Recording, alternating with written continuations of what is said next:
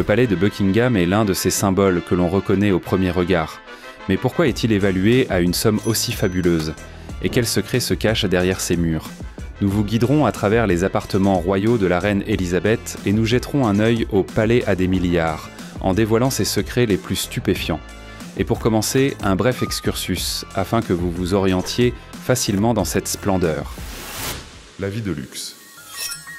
Palais de Buckingham, qui, au et quand le palais de Buckingham est la résidence officielle à Londres et le siège administratif du monarque britannique. L'histoire du lieu remonte au XVIIe siècle. Autrefois, c'était une plaine alluviale marécageuse de la rivière Tyburn qui passait des mains de nobles propriétaires à celles de monastères.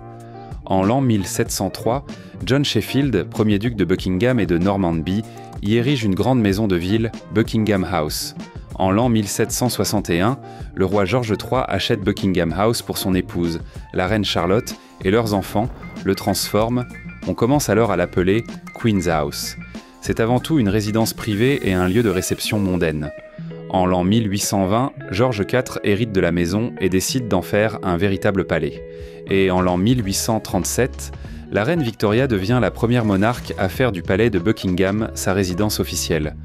Elle s'y sentit toutefois vite à l'étroit. Sur son ordre, on surélève une nouvelle aile le long de la façade donnant sur le jardin et Marble Arch est déplacé à Hyde Park, remplacé par de nouvelles portes.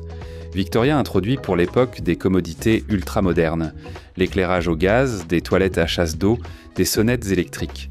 Depuis, le palais est à la fois le décor et la scène de nombreuses cérémonies historiques. Aujourd'hui, il compte 775 pièces, 19 salles d'apparat, 52 chambres royales et d'invités, 188 pièces pour le personnel, 78 salles de bain, 92 bureaux. On y trouve une salle de bal, une chapelle, une salle de cinéma, une piscine et, oui tout à fait, un bureau de poste. Et le jardin du palais de Buckingham est le plus grand jardin privé de Londres. Et encore un trait au portrait du luxe. La valeur estimée de cette merveille est d'environ 5 milliards de dollars.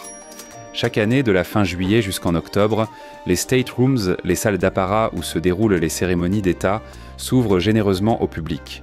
Et bien maintenant, entrons à l'intérieur, vers les secrets les plus étonnants et les objets les plus précieux ayant appartenu à Sa Majesté, la reine Elisabeth II.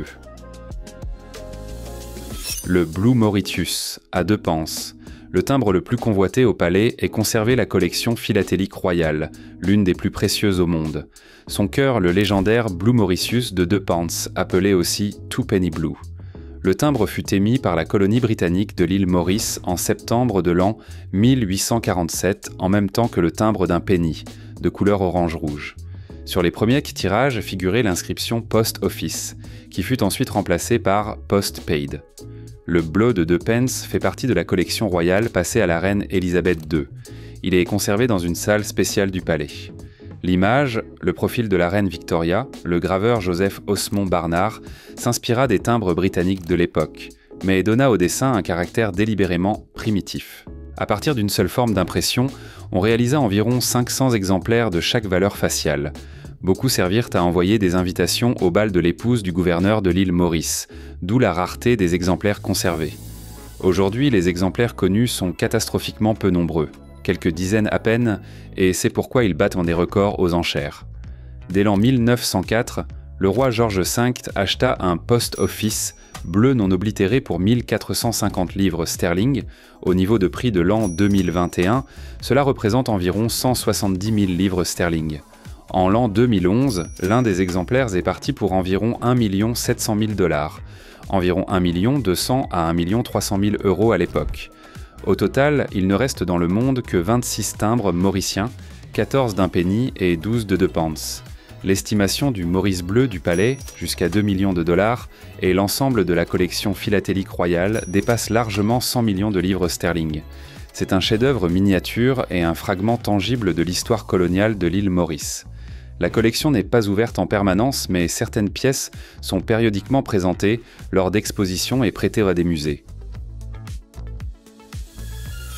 L'Uuf Mosaic de Fabergé, un roman joaillier sur une dynastie. Dans l'ensemble de la reine Elisabeth figuraient des plus de 600 objets de Fabergé et l'un des plus célèbres, l'Uuf Mosaic, en 1914.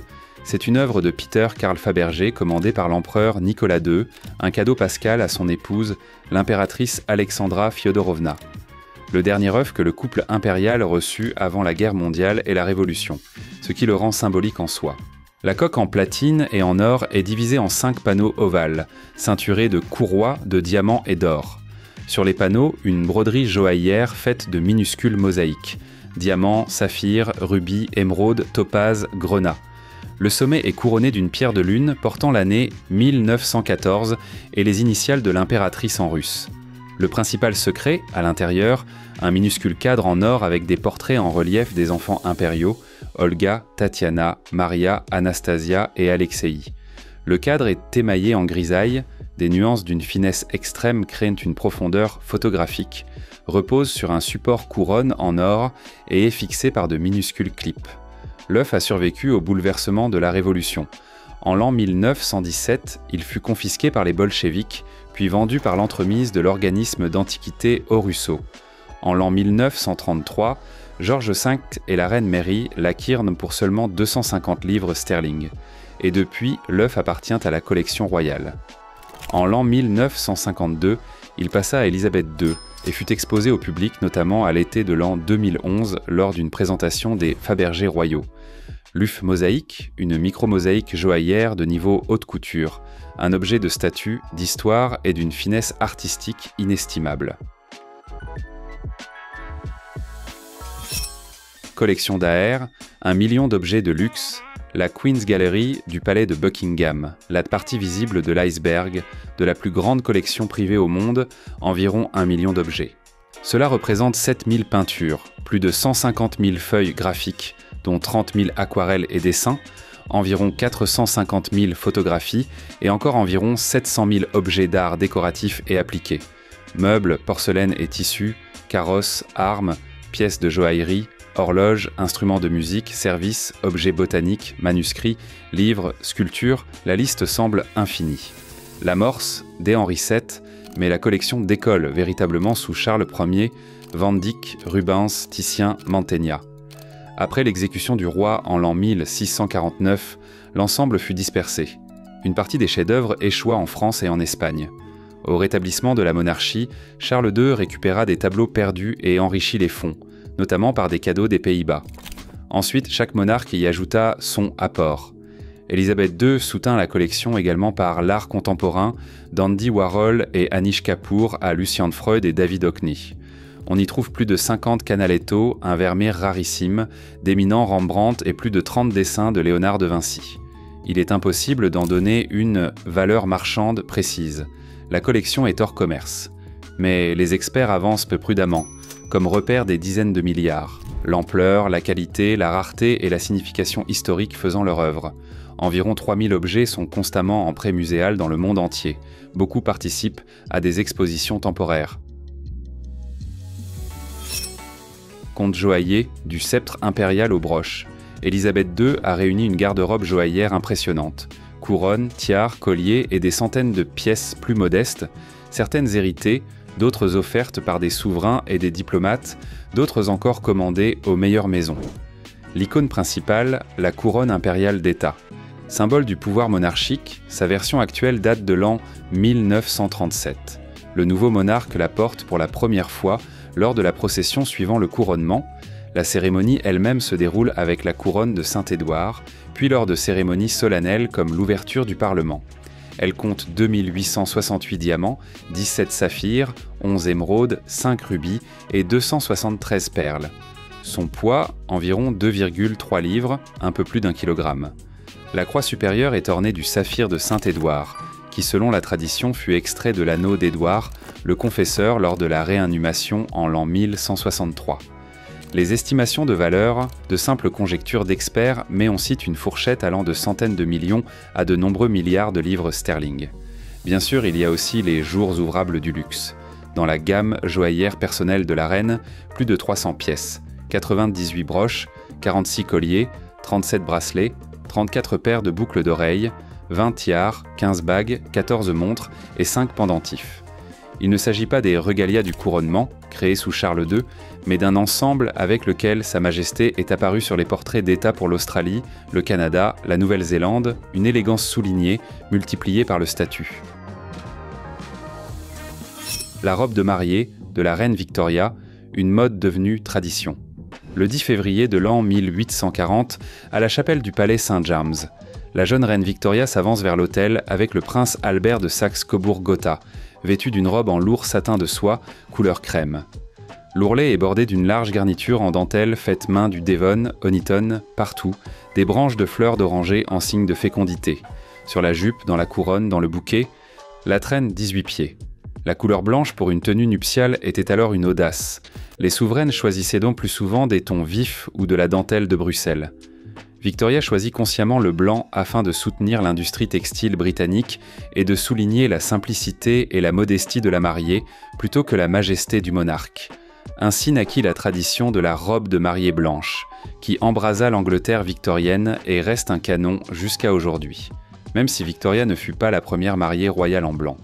La robe fut conservée par Victoria jusqu'à sa mort en l'an 1901, puis passa à Édouard VII, ensuite à George V, et plus loin selon la lignée dynastique, pour aboutir finalement à Élisabeth II. Ce n'est pas seulement du tissu et de la dentelle, c'est un fragment d'histoire familiale, transmis avec soin de main en main depuis plus de 180 ans. L'horloge astronomique d'Early Norton, l'univers sur 4 faces. Au XVIIIe siècle, le maître londonien Early Norton se rendit célèbre par des horloges astronomiques d'une extrême complexité. En l'an 1765, il crée pour George III l'un de ses chefs-d'œuvre, une horloge que l'on peut voir aujourd'hui dans la bibliothèque du palais de Buckingham, au sein du Royal Collection Trust. Boîtier en acajou, cadran en argent et émail, transmission de sécurité à 3 voies avec fusée, échappement à encre précieux, tige de pendule décalée de manière inhabituelle. Bref, une technique de très haut niveau. L'horloge a 4 faces, chacune son cosmos. Face avant, un cadran de 24 heures indique le temps solaire moyen et vrai. Dans un paysage peint, ce palais se déplace, Tontian, le soleil. Un petit cadran distinct donne simultanément l'heure dans 30 points du monde par rapport à Greenwich. L'aiguille des heures effectue un tour par jour, celle des minutes par heure, en avançant ou en retardant selon l'équation du temps en fonction de la date. Le paysage s'élève en hiver et s'abaisse en été, de sorte que lever et coucher coïncident avec la saison réelle. Un demi-cercle en haut fixe la date et le mois. Face gauche, un grand disque calendrier rotatif et 3 petits concadrans, jour de la semaine en haut à droite, mois au centre et organe de réglage de la marche à gauche. De là, une transmission par engrenage transmet le mouvement à la face arrière. Face arrière, phase et âge de la Lune, ainsi que marée et reflux pour les cortes, qu'indique une vague argentée montant et descendant selon un mécanisme complexe, la Lune, un globe tridimensionnel dans une arcade. Face droite, un mini-planétaire, un orrerie selon le système de Copernic avec la position des planètes sur leurs orbites. Ce n'est pas seulement une horloge, mais un univers de cabinet où le temps et l'astronomie se rejoignent en un seul objet. 200 sacs lunaires, non seulement un accessoire, mais aussi un langage de gestes. L'image d'Élisabeth II est inimaginable sans son immuable sac Launer London. La marque de Sam Launer existe depuis l'an 1940, obtint le mandat royal en l'an 1968 et le premier sac Launer fut offert à la future reine par sa mère dans les années 1950 et elle devint une fidèle cliente de la maison. Elle commandait des sacs par l'intermédiaire de son principal conseiller vestimentaire, Angela Kelly, en choisissant les modèles et les teintes pour ses tenues. Ses modèles préférés, Royal et Traviata, prix indicatif, environ 2242 $ et 2550 $ respectivement. En ces longues, pour ne pas froisser les gants, doublures en soie assorties à la tenue, poches supplémentaires, tout adapté à ses habitudes. Les couleurs dévariées, mais le plus souvent le vernis noir. La fabrication d'un sac prend environ 8 heures. Le sac était aussi un langage de protocole. Le poser sur la table signifiait qu'il était temps de conclure la conversation dans 5 minutes. Le laisser tomber au sol, un signal à l'aide de camp de sauver la maîtresse d'un entretien maladroit. Que contenait-il ? La reine ne dévoilait pas le secret. On parlait d'un miroir, d'un rouge à lèvres, d'un mouchoir, de pastilles à la menthe, d'un stylo plume, de lunettes de lecture, et même d'un crochet portatif pour suspendre le sac sous une table. Dans la collection, environ 200 Launer. La valeur finale dépend des commandes spéciales, mais à un prix moyen d'environ 2000 livres sterling pièce, les estimations atteignent jusqu'à 400 000 livres sterling. et cela sans compter la prime royale de l'histoire et de la provenance.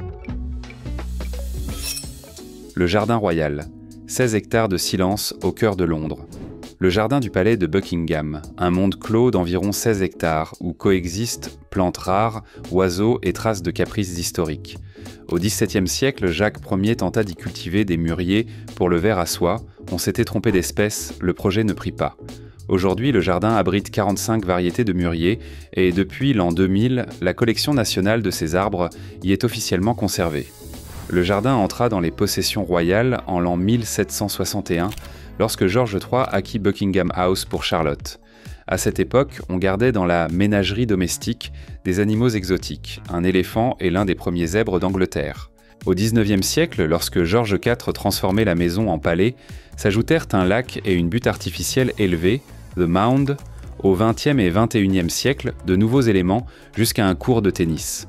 Aujourd'hui, on y dénombre plus de 1000 arbres, parmi lesquels 98 platanes et 85 espèces de chênes. 325 espèces de flore sauvage, environ 30 espèces d'oiseaux nicheurs. C'est un refuge pour des oiseaux londoniens rares, par exemple pour le bécasseau, la fauvette martinée et la fauvette à gorge blanche. Mais le jardin, c'est aussi un lieu de protocole. Les célèbres garden parties, depuis l'époque victorienne, auxquelles sont invités chaque été environ 24 000 hôtes, plus des concerts, des réceptions, des investitures, des visites d'État. Il est ouvert à la visite de manière limitée, généralement de juillet à octobre. On peut suivre l'itinéraire en autonomie ou avec un guide et, en apothéose, organiser un pique-nique sur les vastes pelouses avec vue sur le palais. L'une des premières choses qui frappent au palais de Buckingham, ce sont les lustres. On en compte, selon les estimations, environ 800, et ils sont répartis dans les 775 pièces, des 19 salles d'apparat aux 52 chambres royales et d'invités, des 188 pièces du personnel aux 92 bureaux et 78 salles de bain. Matériaux, cristal, verre, métal, style, de l'ère géorgienne précoce à l'ère victorienne et aux périodes postérieures, chaque époque ayant laissé son éclat. L'histoire de ces luminaires remonte au règne de George IV au début du XIXe siècle. Monarque esthète, il transforma Buckingham House en palais de rêve et commanda de somptueux lustres aux meilleurs maîtres, tels que Parker & Perry. À l'époque, entretenir la fête de la lumière permanente mobilisait toute une équipe. Plus de 30 employés ne faisaient que d'allumer et de remplacer les chandelles, veillant à ce que les feux ne s'éteignent pas pendant les bals et les banquets. Fierté particulière, la salle du trône, conçue par George IV comme décor pour le banquet du couronnement de l'an 1821, elle brille de 7 lustres dont l'éclat cumulé équivaut à 3000 bougies. Mais les autres salles ne sont pas en reste. Chaque pièce résonne de sa partition cristalline. L'entretien, une science à part entière. Démontage régulier, nettoyage, vérification des montures et des pendeloques. Aujourd'hui, beaucoup de choses sont simplifiées. Une partie des luminaires a été modernisée afin qu'on puisse les abaisser et les relever à distance pour l'entretien. Mais même avec la technique, c'est un travail joaillier, minutieux. La valeur esthétique s'accompagne d'une valeur matérielle. Le coût total de la collection est estimé à des millions de dollars, compte tenu de la rareté, de la provenance, de l'adresse aux palettes royales et des paramètres physiques, l'échelle, le poids, le nombre de pampilles et de facettes. Le piano doré de la reine Victoria. Un instrument dont Internet parle dans le salon blanc du palais de Buckingham, se trouve un objet que vous avez très probablement vu dans les informations et sur les réseaux sociaux. Lorsque le public aperçut un piano doré au fond du message de Noël de Sa Majesté, les commentaires se mirent à bourdonner autour de lui. Nous avons devant nous un instrument de concert unique de S&P Erhard, maison française célèbre pour avoir fourni des pianos aux plus grands musiciens du XIXe siècle, de Chopin et Liszt à Mendelssohn et Wagner, et pour avoir inventé le mécanisme à double répétition, permettant la répétition fulgurante sur une même touche. Le piano fut fabriqué pour la reine Victoria en l'an 1856. La musique était une passion familiale. Victoria et le prince Albert jouaient amant souvent des duos et la maison recevait compositeurs et virtuoses. La caisse, acajou, bois satiné, pin, garnitures en bronze, dorure à la feuille d'or. Le coffret est peint par le miniaturiste François-Théodore Rochard. Sur les panneaux, des singeries, petits singes et amours espiègles avec des instruments. Une peinture dont il est impossible de détacher le regard. Difficile d'en donner un prix exact. L'exemplaire est unique, avec une provenance puissante et une dimension artistique. La comparaison avec des pianos Erhard proches en date offre un repère autour de 138 000 livres sterling. environ 175 000 $. Mais ce chiffre ne tient compte ni de la peinture décorative, ni de la dorure, ni de l'histoire royale. La valeur réelle peut être sensiblement plus élevée. Ce n'est pas seulement un instrument, c'est une vitrine du goût d'une époque et de la mémoire familiale. Les corgis royaux, petite race, grande histoire. Le Pembroke Welsh Corgi, carte de visite d'Élisabeth II. L'amour commença dans l'enfance. La future reine vit des corgis chez les enfants du marquis de Bath et en tomba amoureuse pour toujours. De l'an 1933 à l'an 2018, il y eut toujours au moins un corgi à la cour, et depuis l'accession au trône jusqu'au départ de Sa Majesté, elle eut plus de 30 chiens de cette race. Le premier corgi officiel de la famille fut Dookie, que ramena à la maison le roi George VI. Sur les photos de l'album familial, la princesse Élisabeth, âgée d'une dizaine d'années, Dookie et une autre favorite nommée Jane à Balmoral. Pendant la guerre, Dookie mourut et Jane périt tragiquement sous les roues en l'an 1944. La même année, Élisabeth reçut pour sa majorité son premier chien personnel, un corgi nommé Suzanne, enregistré comme Icatrift Pipa, mais pour tous, Suzanne. Le lien était si étroit que Suzanne partit avec la princesse en voyage de noces, cachée sous des plaids dans le carrosse royal. Plus tard, Sa Majesté eut son propre élevage à Windsor. Les chiots portaient l'affixe Windsor, et l'ancêtre de la lignée fut toujours Suzanne. Les corgis accompagnant la reine lors de déplacements officiels, vivant dans différentes résidences, accueillaient des invités, et ils disposaient même d'une salle des corgis, séparée au palais de Buckingham. Alimentation, santé, toilettage, tout selon un planning et sous contrôle vétérinaire. Corbeilles, personnel, gamelles, homologués, rythme, exemplaires. Les corgis sont devenus des stars mondiales. Couverture de magazines, timbres, pièces, télévision, et bien sûr leur triomphale apparition à la cérémonie d'ouverture des Jeux Olympiques de l'an 2012 à Londres, où la reine était accompagnée de ses compagnons et de James Bond en personne. Au moment du départ de Sa Majesté, il lui restait 2 corgis, un cocker spaniel et un dorgi, race croisée corgi-teckel. De petits chiens, une immense part de la légende royale. Nous avons parcouru une luxuriance où chaque objet est une histoire, des cascades de cristal et du piano doré jusqu'aux favoris royaux qui ont conquis la planète. Et parmi ces trésors historiques du palais de Buckingham, d'une valeur de 5 milliards, qu'est-ce qui vous a le plus impressionné ? Écrivez-le dans les commentaires. Nous sommes curieux de savoir ce qui vous a touché, vous. Et si vous souhaitez encore plus d'éclat royal et de faits insolites, choisissez l'une des vidéos à l'écran. Il y a là beaucoup de diamants rares pour votre plaisir.